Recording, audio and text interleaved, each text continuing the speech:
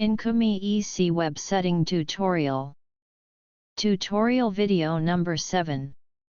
RS485 Communication Port Settings. The ECPv2 features with two RS485 COM ports which are referred to as COM2 and COM3.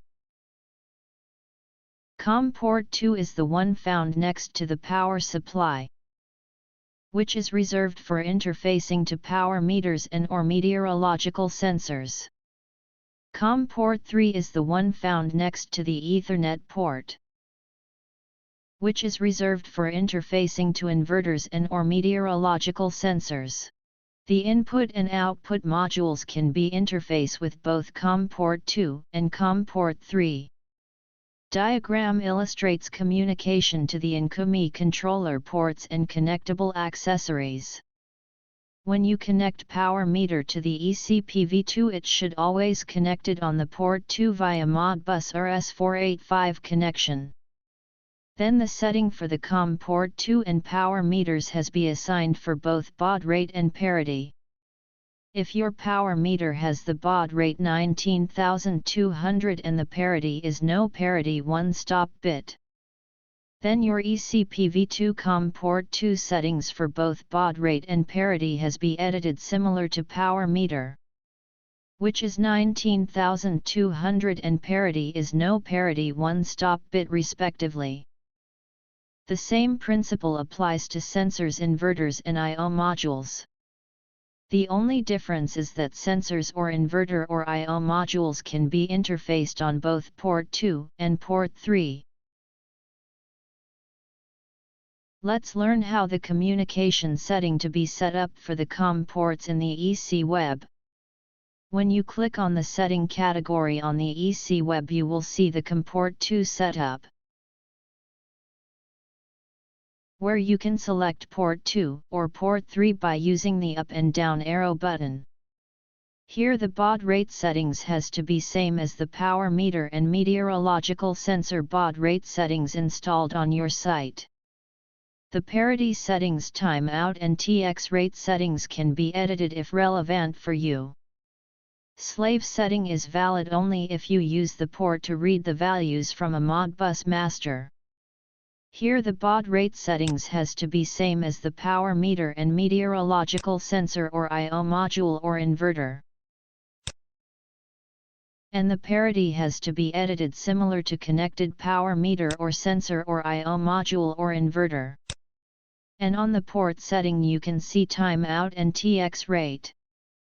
Timeout setting is for how long the power meter has to respond before ECPv2 detected as a lack of communication.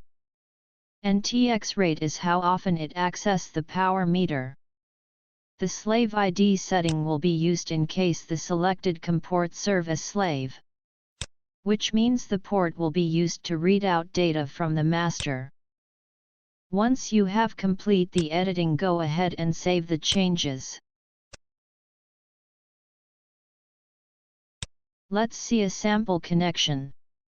Here we have inverter, power meter and a weather sensor with different baud rate and parity. How would be the setting on the ECPv2 port for this connection? As we explained earlier, the power meters should always be connected on COM port 2. Now go to the EC Web setting, then on the COM port 2 click on Edit and change the settings.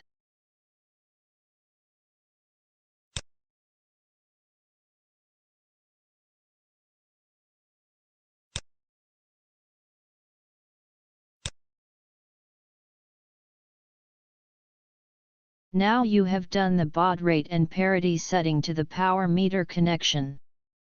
Alternatively, you can change the baud rate and parity of the power meter on the power meter itself similar to 19,200 and no parity one-stop bit, then edit the port setting similar to power meter. Now you have done the port setting for power meter connection. Let's check how to do the port setting to the inverter connection and weather sensor. You can parallel these two connections on the COM port 3 and then edit the COM port 3 settings similar to the connected inverter and sensor parameters.